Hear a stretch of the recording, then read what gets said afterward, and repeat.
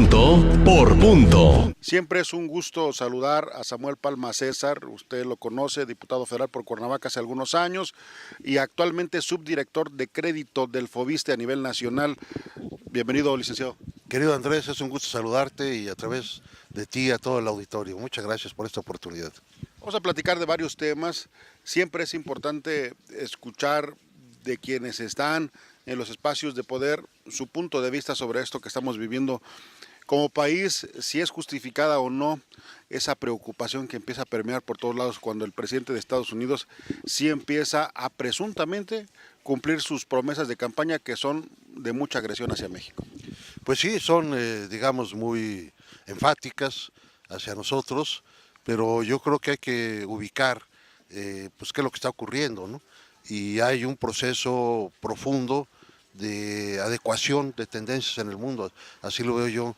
Lo que sucedió en Gran Bretaña con su salida de la Unión Europea, lo que sucede ahora con el arribo de Trump, creo que indican que estamos viviendo una fase que se traslada del neoliberalismo al neoproteccionismo. Y con el neoproteccionismo viene pues una etapa conservadora de emergencia de los nacionalismos defensivos, y esto pues que está ocurriendo pues lo está protagonizando pues nada más y nada menos que nuestro vecino, y pues nosotros habíamos acomodado toda nuestra visión de desarrollo, de infraestructura, de inversiones a esta fase que se estaba viviendo a nivel mundial de la integración de mercados, ¿verdad? De liberalizar la posibilidad de intercambio de productos, tecnología, y se le pone entonces un freno. Samuel, perdón que te interrumpa, ¿qué es lo que está pasando? ¿Por qué potencias económicas como la Gran Bretaña y como Estados Unidos de repente pareciera que lo que promovieron, que fue el libre mercado, les asusta? Los tratados de libre comercio, que ellos fueron los impulsores, ahora los quieren cerrar. ¿Qué es lo que pasó? Exactamente, Andrés, pues es una paradoja, ¿no? Bueno, pues se trata de corrientes políticas y también de procesos de arribo al poder, ¿verdad? Es decir, en Gran Bretaña pues tuvo triunfo el no a la integración con la Unión Europea, el salirse. Entonces esto dio un viraje hacia pues ciertas posibilidades de exacerbar y de potenciar inconformidades que siempre existen en una visión totalmente defensiva, no a los inmigrantes. No, el poderío no es casual que esté sucediendo, digamos, en imperios, ¿no? El imperio de Gran Bretaña, bueno, queda esta visión de dominio mundial, y de Estados Unidos ni qué decir. Nosotros, la grandeza norteamericana, ¿no? La grandeza norteamericana, y nos la está amenazando de afuera, ¿no? Es decir, es finalmente una ideología, se explota electoralmente, llega Trump, ¿verdad?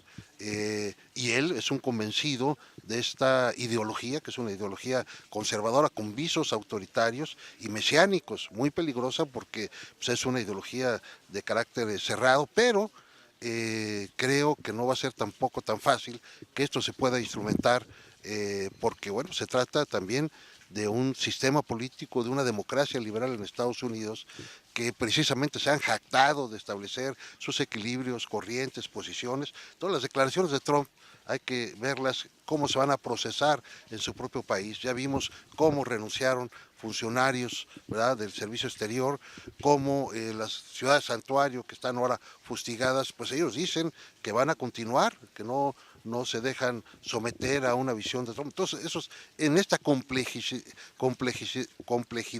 se dan las cosas, pero yo creo que para nosotros, para México, hay una enseñanza. Tenemos que ser fuertes adentro, ¿no? Nuestra capacidad de cohesión, nuestra visión nacional y el fortalecimiento del mercado interno, el aprovechamiento de las propias capacidades que tenemos, desde luego sin dar espalda, porque ya no es posible, ya las visiones autárquicas están superadas, ¿verdad? Sí tenemos que tener una visión hacia el mundo, apertura, pero diversificación y fortaleza en el mercado interno, y pues contar más con nosotros mismos, con nuestras propias potencialidades, porque las tendencias de los procesos económicos mundiales, pues ya lo vimos, ¿no? Cambian. Y como decías tú, pues quienes se abanderaban, quienes iniciaron precisamente el famoso consenso de Washington, Thatcher y Reagan, ¿verdad? Gran Bretaña y Estados Unidos, ahora son los líderes de una etapa neoconservadora. Pues ver para creer, pero esto nos indica que no podemos confiar en nadie más que nosotros mismos. A ver, de manera muy breve para terminar este tema y pasar a otro que es de gran interés también, que quiero comentar con Samuel Palma en su carácter de militante del PRI. Yo veo un ánimo también exacerbado en el país, diciéndole al presidente Peña Nieto que asuma posiciones también radicales. A mí me parece que como mexicanos no podemos seguir en esa dinámica de confrontación, incluso pues en las mesas de café, en las redes sociales, todo el mundo nos está saliendo lo nacionalista y qué bueno, ¿no? Qué bueno que nos salga lo nacionalista, pero me parece que son momentos de atemperar. ¿Cuál es tu reflexión en ese sentido? Bueno, yo coincido totalmente, son momentos de firmeza, porque hay que fijar con toda solvencia la posición de México, pero tampoco son momentos de jugar a la confrontación. De entrada, pues se trata de la disparidad de economías, de potencialidades. Ya vemos que con un solo tuit, ¿no?, nos pueden desestabilizar el precio de la moneda. Entonces tenemos que ser firmes, tenemos que ser inteligentes, tenemos que saber en qué momento actuar, definir con toda solvencia nuestra posición e, insisto, ser fuertes hacia adentro, es decir, una convocatoria de lanzar este mercado interno, de las grandes potencialidades que tiene México. Yo diría, entre turismo y vivienda, tenemos casi la sexta parte del Producto Interno Bruto. ¿Y eso qué tiene que ver Estados Unidos? Pues tal vez el turismo impacte, pero y todos los demás países, el turismo internacional que tenemos, que proviene de todos los demás lugares. ¿Y qué pasa con la vivienda? Pues es generadora de empleo, de inversiones, de derrama económica. ¿Qué pasa con las pequeñas y medianas empresas? ¿Qué pasa con todo el potencial de la biodiversidad que tenemos nosotros? Bueno, pues eso son cosas que están adentro. Entonces, creo que tenemos que ser firmes hacia afuera y estratégicos hacia adentro para reacondicionar el desarrollo del país en estas nuevas condiciones que se están presentando. Y como expresidente del PRI es inevitable hablar de la política estatal, Samuel. Hemos visto cómo algunos diputados se han ido sumando al PRD, no me extraña, el PRI lo hizo, no recuerdo el año, pero sí en Estado de México, como el gobierno de Arturo Montiel, pues creo que se llevó a toda la bancada del Partido Acción Nacional. Y aquí en Morelos el PRD se ha estado llevando a los diputados de todos los partidos, incluidos los del PRI, que oficialmente esta semana la presidenta de la mesa directiva, Beatriz Alatriste, dice no más PRI y se va al PRD. ¿Qué es lo que está pasando políticamente con el PRI y bueno, en esta relación en el Congreso del Estado con las otras fuerzas políticas? Bueno, yo creo que hay un fenómeno general, que los partidos se han adelgazado en términos de su fuerza, de su cohesión, todos los partidos. Y en Morelos, pues tratándose de que pues, no, el PRI no gobierna, los procesos de atracción, de convencimiento por las buenas o por las malas o por la vía de dádivas o de corrupción, ¿verdad? Pues son formas de gobernar y pues vemos este transfugismo, ¿verdad? Donde pues se dan estos movimientos. Los partidos se están convirtiendo prácticamente en agencias electorales, en agencias de colocación, ¿verdad? Su cohesión, su visión ideológica, su trayectoria, su tradición de lucha, de corriente política, pues está totalmente ya extraviada, lamentablemente casi en todos, y pues queda ver a los partidos casi como empresas de colocación de posibilidades de empleo, y en ese sentido pues se da un libre flujo, ¿no?, de posiciones muy lamentable, porque pues se quedan a un lado todo este sistema de ideas que supuestamente están detrás de los partidos. Y también, ¿qué decir entonces del financiamiento? ¿Para qué se financian partidos que en un momento determinado pues ya no tienen, ya no gravitan en términos de programas, de propuestas, de ideas, de formación de cuadros, de la permanencia de los mismos, de su promoción?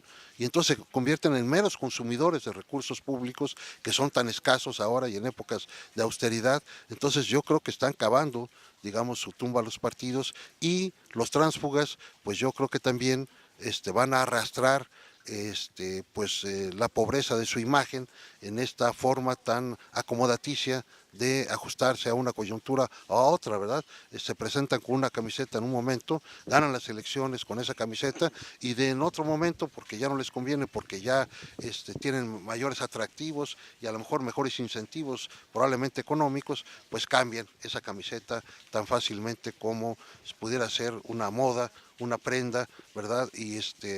Pero en el fondo, este es un asunto de la construcción de la vida política, la edificación de la vida pública. Estos personajes que tienen el protagonismo de la vida pública, si cambian con esa facilidad de propuestas, de ideas, de programa, bueno, pues ¿qué nos puede esperar en términos de su gestión, en términos de su actividad legislativa, en términos de su actividad como políticos, ¿no? ¿Sabes qué es lo grave? Que muchos de los actores políticos que se precian de serlo, ni siquiera saben cuál es el programa del partido en el que están, ni siquiera saben cuál ha sido su propuesta histórica, su visión.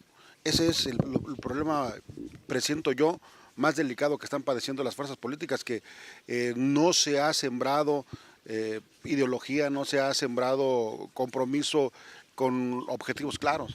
Pues tienes toda la razón, Andrés.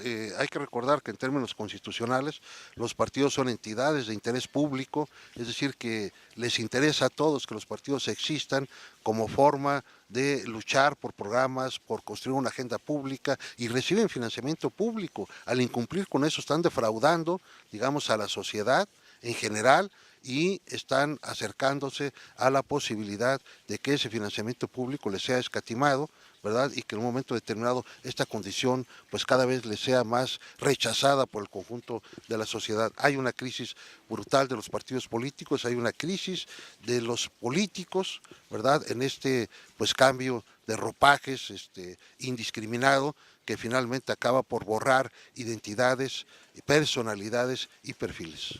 Bueno, la necesidad de que el PRI también tenga una dirigencia pesará o estará pesando en el hecho de que en los últimos 15 días haya perdido pues de sus filas a una presidenta municipal como la de Puente de Isla, una diputada, otros militantes que se han ido por otro lado. ¿Le hace falta al PRI una dirigencia sólida? ¿Cómo construirla cuando históricamente en los últimos 20 años no se ponen de acuerdo? Pues mira, yo considero, Andrés, que es urgente, ¿verdad?, construir una dirigencia, y yo creo que aquí hay responsabilidades en la dilación, ¿verdad? ¿Quién toma la decisión? El Comité Ejecutivo Nacional. Bueno, ¿por qué no toma una determinación, verdad? Y al no tomarla está apostando a un deterioro paulatino, a una situación que acaba diluyendo la presencia del partido político, que también puede contribuir y puede ser un factor para que algunos cuadros decidan salirse porque no ven una convocatoria, porque no ven una vida partidista, no ven una organización que los integre, que los cohesione, que los vincule hacia distintos tipos de actividades. Entonces, pues se va diluyendo la vida del partido. El partido de por sí débil, pues en una situación de ese tipo, donde no se renueva su dirigencia, pues está apostando precisamente a su, pues estrangulación, a su desaparición prácticamente. Entonces yo creo que esto es una decisión irresponsable, quien la haya tomado, quien la esté tomando, de dilatar. Eso es algo para mí pues incalificable. Es urgente que el partido pueda tener una dirigencia actualizada para que actualice también su convocatoria, sus propuestas, su proclama y que integre pues urgentemente la acción del partido, que es tan importante pues en la vida del Estado, ¿verdad? Y esto pues no está ocurriendo. Me estaba figurando cuando estabas hablando de todo esto que el PRI era como un barco sin capitán que va a la deriva, nadie lo conduce y además los barcos piratas cada rato van al abordaje y le están saqueando ahí sus recursos. Por un lado, y siguiendo con esta alegoría que tú haces, pues también la torre de control no le da instrucciones, hay un temporal, la torre de control no controla, no se puede comunicar y pues está totalmente a la deriva, ¿no? ¿Quiénes te gustan para que puedan ser presidente del partido? Supuestamente, porque no sabemos, con el PRI no sabemos nada realmente, se había dicho que en febrero se definiría el nuevo presidente del partido. Supuestamente ya en días pasados ya algunos de los aspirantes fueron convocados para conversar sobre su propuesta partidista, su objetivo, pero ¿quiénes te gustarían particularmente que estuvieran al frente del partido y que tendrían ese derecho como militantes a decir, bueno, pues hay que reconstruir esta casa? Mira, a mí lo que me gustaría sería un programa y un seguimiento, más que una persona. Es decir, ahorita todavía en una etapa preelectoral hay tareas urgentísimas. Es integrar la estructura del partido, sus comités seccionales, esta capacitación a la que tú dices, integrar sus órganos de gobierno, el consejo político, sus comisiones, sus sectores, eso y la posibilidad de darle un seguimiento puntual, ¿verdad?, a tales actividades inscritas en una estrategia, para mí es lo más importante. La persona que esté, pues puede ser buena, puede ser regular, pero el bueno, si no se le da ese seguimiento y esa participación, se convierte en malo, ¿no? Y el regular, pues se extravía. Entonces yo creo que un programa y una estrategia de partido es lo más importante en su renovación y la posibilidad de darle seguimiento a través de la vida interna del partido a ese programa y a esa estrategia. Yo, para finalizar, Samuel Palma César, te pediría que nos comentes tus puntos de vista. Ya viene el centenario de la Constitución Política del país. Y hay muchos casos, muchas cosas que suceden y que nos están sacudiendo como mexicanos, y esa Constitución que tanto se ha manoseado, que tanto se ha parchado, mantiene algunos principios todavía muy importantes, muy vigentes, pero sin duda toda la clase política, ahora que estemos en los festejos del centenario de la Constitución, tendrán ideas que aportar, y esperemos que no sean ocurrencias, que se hable, pues no sé, de conservar el origen de la Constitución, modernizarla. ¿Cuál es tu punto de vista? Pues mira, creo que esto que estamos viviendo en el escenario actual, pues de la emergencia de Trump y este proceso que decíamos del neoconservadurismo que estamos viviendo, pues es también respecto de la Constitución, pues una bandera, esta Constitución, que es la bandera de la unidad, de la cohesión de México. La Constitución, pues es nuestro acuerdo fundamental, nuestro consenso básico, los principios de libertad, de democracia, de justicia social, de soberanía, que la animan y que pues implicaron un ejercicio muy profundo, muy complejo del constituyente para que las distintas corrientes se expresaran y que, bueno, con todas sus modificaciones son principios que siguen ordenando nuestra vida y que frente a contingencias, pues en torno de esos valores, en torno de un origen histórico, de nuestro mestizaje, de esta cosmogonía que somos en nuestra mezcla y en nuestra historia, pues es el motivo de unidad, ¿no?, que debemos de tener. Entonces, preservar esa Constitución, recordarla en este centenario, pues es recordar las luchas que nos llevaron a buscar un ordenamiento político, constitucional, que nos diera estabilidad como país, cansado del fragor, de esa gran inestabilidad, de las invasiones, de no tener gobiernos que pudieran darle continuidad a un proyecto político. Bueno, pues la Constitución ha significado eso, esa posibilidad de tener patria, de tener república, de tener una visión consensuada, independientemente de las corrientes. Recordar eso es pues llamar a la conciencia de todos, porque en estas etapas tan difíciles que nos conmocionan a todos, que nos a veces amenazan también, pues saber que en la entereza y en la voluntad que podamos compartir y en la profundidad de nuestra historia y de los valores que en ella hemos construido, están nuestras respuestas. No es quién gobierna Estados Unidos, no es qué tendencia hay en el mundo. Nosotros, como país, como un conjunto de ciudadanos que nos hemos resuelto vivir como mexicanos y construir nuestras instituciones, nosotros tenemos la respuesta a esos dilemas y a los que estén por venir. Si tenemos esa determinación de seguir siendo un pueblo cohesionado como una república que vive y que lucha por su soberanía en las expresiones que ésta tiene en el mundo contemporáneo, si eso es cierto, la Constitución es nuestro pilar y es nuestro destino. Bueno, muchas gracias. Esta charla con Samuel Palma César que estamos grabando en fin de semana. Él es subdirector de crédito del FOBISTE. Hoy no platicamos de actividades institucionales, platicamos de estos temas que queríamos poner sobre la mesa con usted. Gracias, Samuel Palma. ¿Algún comentario final? No, pues muchas gracias, agradecido, Andrés, y en este inicio de año que ha sido tan fragoroso, tan intenso, pues mandar un mensaje de afecto y de los mejores deseos para todo el auditorio. Punto por punto.